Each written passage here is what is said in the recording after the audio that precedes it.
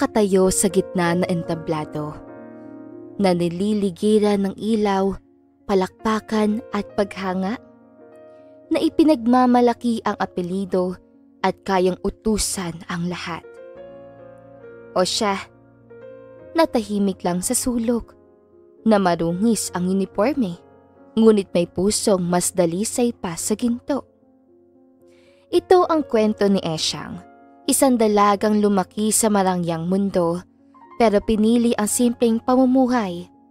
Habang ang iba ay nagpapaingay sa pangalan nila, siya ay nananahimik at naghintay ng tamang panahon para ipaglaban ang katotohanan. Ngunit paano kung may ibang umangkin sa lugar na para sa iyo? Paano kung ang pagkatao mo ay tinabunan ng kasinungalingan? At paano kung ang mundo mismo ay mas maniwala sa ingay kaysa sa katotohanang walang palakpak? Sa pagitan ng kasikatan at kabutihan, ng yabang at dangal na nagpapanggap at ng totoo, sino ang tunay na tagapagmana?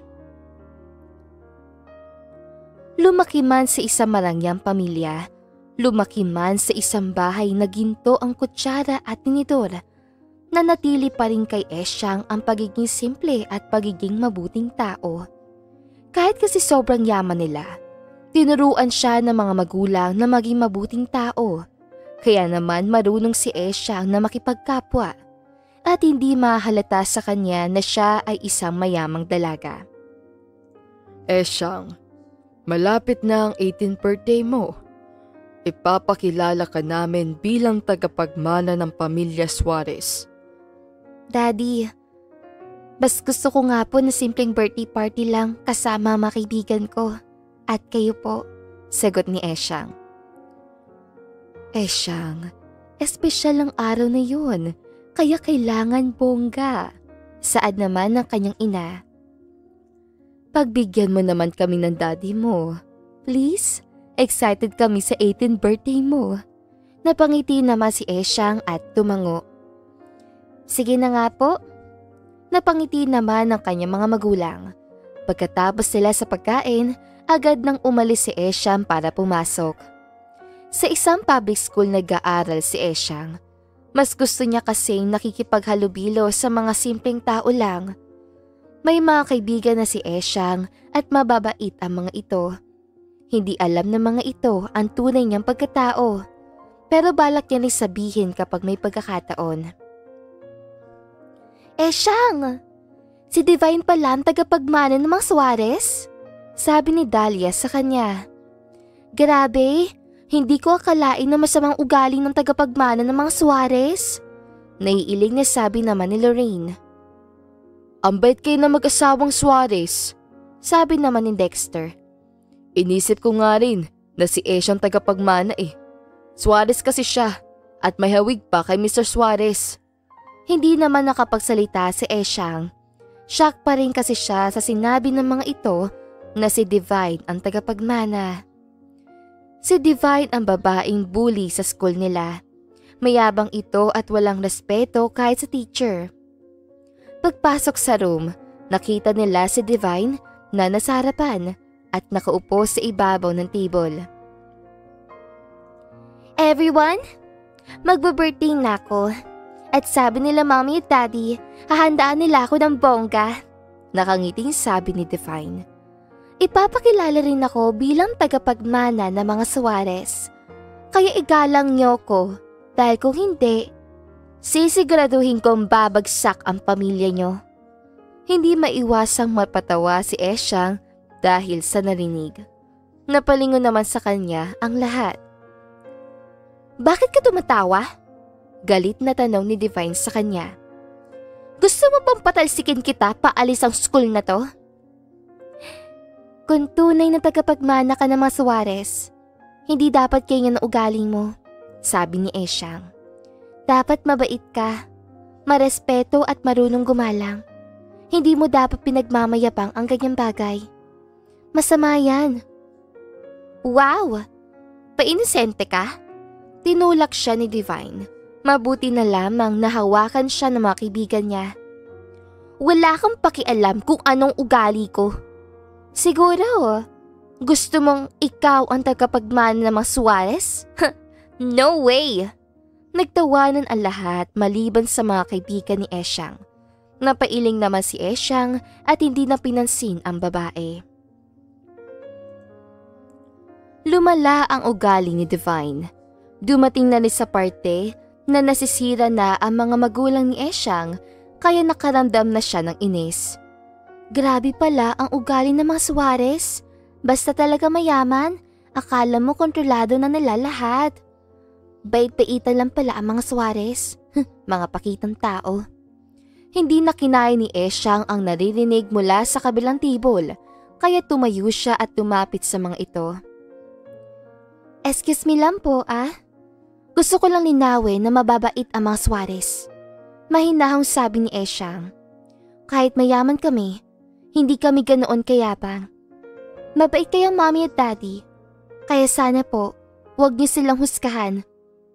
Dahil lang sa pinakikita ni Divine, napatingin naman sa kanya ang tatlong estudyanteng babae. Ilang sandali lamang ay tumawa ang mga ito.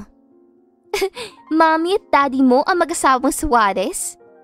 Sa itsura mong yan? Tumatawang sabi ng isa sa mga ito. Napatingin naman si Esyang sa kanyang sarili. Marungis kasi siya dahil tinulungan niya ang isang lalaki kanina na natumba sa bike. Tama na yan. Hinila siya ni Dexter at pinabalik sa table nila.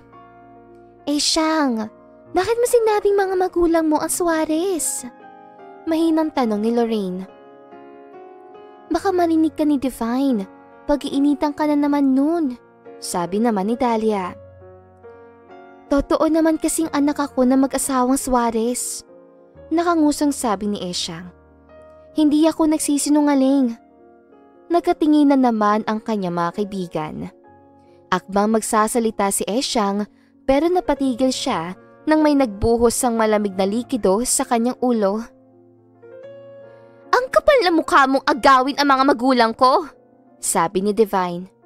Hoy Esyang, kailanman na hindi ka magiging Suarez. Tinawanan siya ng mga tao sa paligid. Akmang susugod ang mga kaibigan niya pero pinigilan niya at inilingan na lamang. Mas lumala ang pag-iinit ni Divine kay Esyang. Dumating sa punto na palagi na siyang nasasaktan ng ibang alagad ni Divine. Esyang, seryoso ka ba talagang dito ka nakatira? Tanong ni Dexter habang akay-akay siya.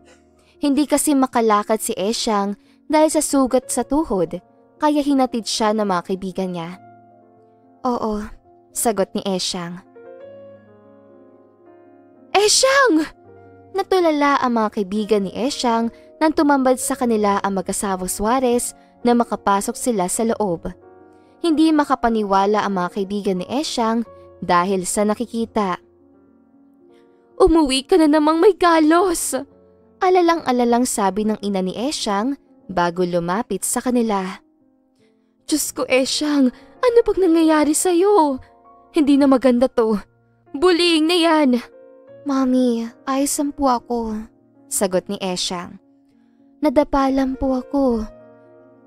Esyang, bukas sa bukas ay susugod kami sa school mo at… Daddy, wag na po. Maiba pong karma ang dadating pa sa mga nananakit sa akin. Wala ring nagawa ang mga magulang ni Esyang at tumango na lang. Ginamot siya ng kanyang ina habang ang mga kaibigan niya ay tahimik lamang at hindi pa rin makapaniwala.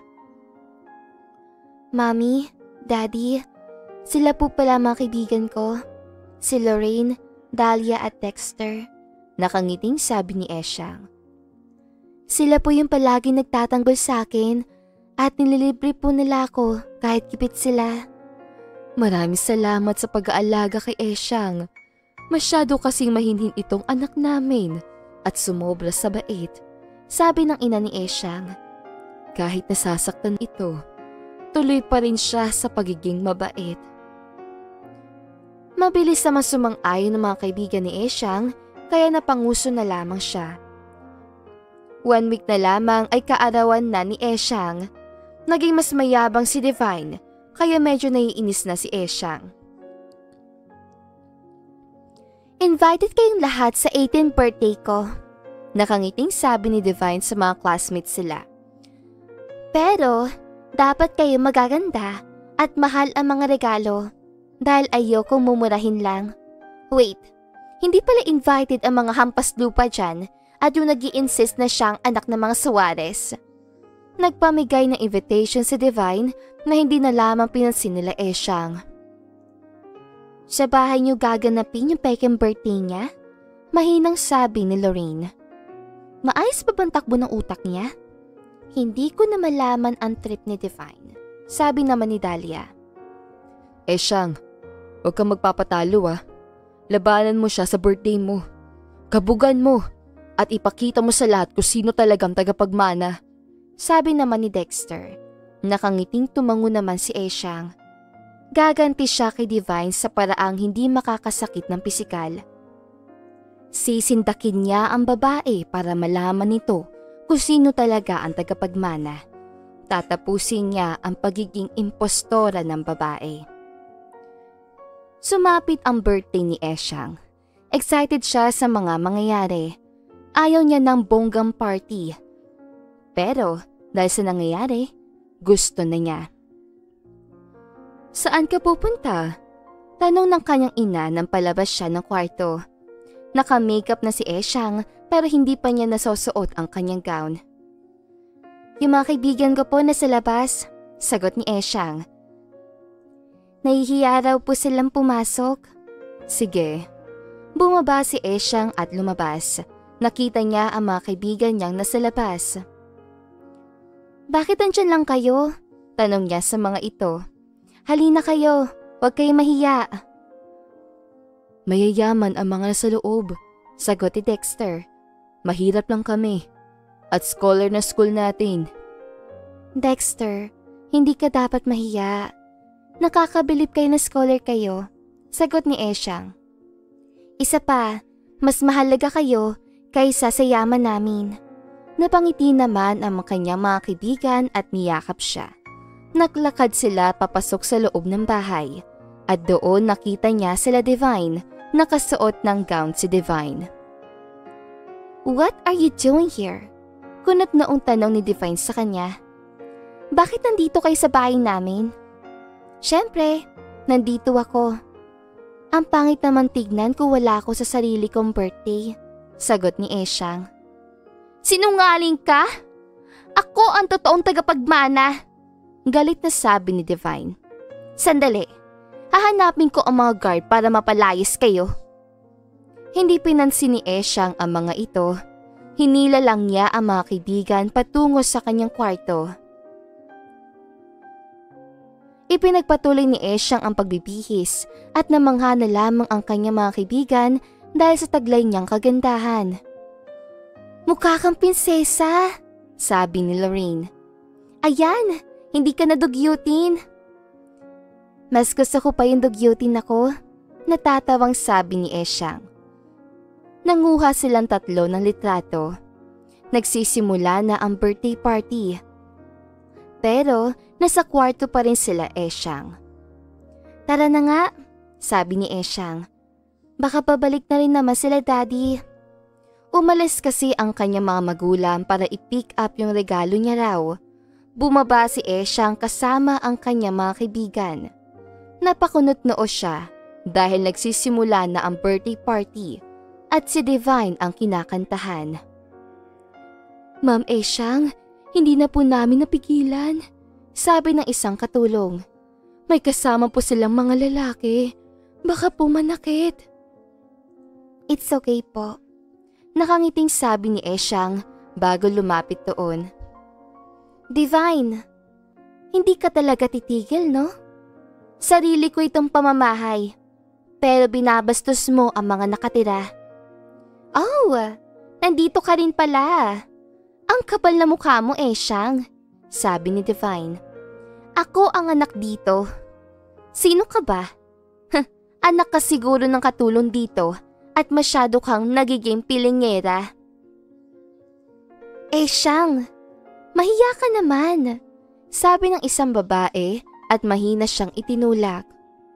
Umalis ka na nga. Ginugulo mo ang party ng tagapagmana. Hindi nagpakita si Esyang sa mga investors at business partner ng kanyang magulang, kaya mukhang nalilito rin ang mga ito. Ako ang tunay na tagapagmana. Ako si Esyang Suarez. Seryosong sabi ni Esyang. Hinding-hindi ka magiging tagapagmana. Sinabuyan siya ng tubig ni Divine. Ako ang tagapagmana. Huwag kang impostora. Sumusobra ka na, Divine, sabi ni Lorraine. Si Esyang tagapagmana. Impostora ka lang. Galit naman sabi ni Dahlia. Kalat ka rin ng mga yan at palabasin, utos si Divine. Hinawakan sila ng mga lalaki at sinubukang kalad ka rin. Nasa ganoon silang sitwasyon nang dumating ang parents ni Esyang. Anak! Nilapitan ng mga ito si Esyang. Doon na nagsimula ang bulungan. Napakuyom naman ng kamao si Divine at hindi alam ang gagawin. Anak, hindi ba't sinabi kong itigil mo na to? Lumapit ang driver nila Esyang kay Divine. Divine naman, kaya namin ibigay lahat sa'yo ni Papa. Hindi ba? Mas lumakas ang bulungan. Divine, alam ko ang totoo. Pero hindi ako nagsalita dahil gusto kong magkusa ka. Pero grabe itong ginagawa mo, sabi ni Esyang. Hindi mo dapat ikahiya ang tunay mong magulang. Hindi mo dapat ikahiya ang buhay na mayroon ka para mahalin lang ng mga tao. You should be proud to your parents. Mabait ang papa mo at masipag siya. Hindi nga ako anak, galit na sabi ni Divine. Ayoko sa tatay na hindi kayang maibigay ang mga gusto ko. Lumapit ang ina ni Esyang kay Divine at sinampal ito. Hindi mo alam kung gaano kaproud sa'yo ang tatay mo. Tapos kinahihiya mo lang siya? Ikaw dapat ay kahiya niya dahil sa ugaling mayroon ka. Galit na sabi ng ginang. Doon na naiyak si Divine. Nilapitan naman kaagad siya ng kanyang ama at niyakap. Divine, hindi sa estado na buhay na susukat ang pagiging masaya at kung paano ka mamahalin ng mga tao. Magpakatotoo ka lamang, nakangiting sabi ni Esyang. Doon na natauhan si Divine at humingi ng tawad sa lahat, lalo na sa kanyang ama. Tinanggap ni Esyang ang paghingi ng tawad nito at noong gabing yun, ipinakilala si Esyang bilang tagapagmana ng mga Suarez. Mas marami rin ang nagmahal kay Esyang dahil sa taglay nitong kabaitan at pagiging magalang. Tandaan, hindi mo kailangan magpanggap para mahalin ka ng karamihan. Dapat ay maging proud ka sa kung anong mayroon ka at gamitin yun para makamit mo ang tagumpay. At dito na nga po nagtatapos ang magandang istoryang ito. Maraming salamat mga kakwentuhan! Huwag niyong kalimutang mag-like at subscribe at pindutin na rin ang notification bell para lagi kayong updated sa ating kwentuhan. Hanggang sa muli, paalam!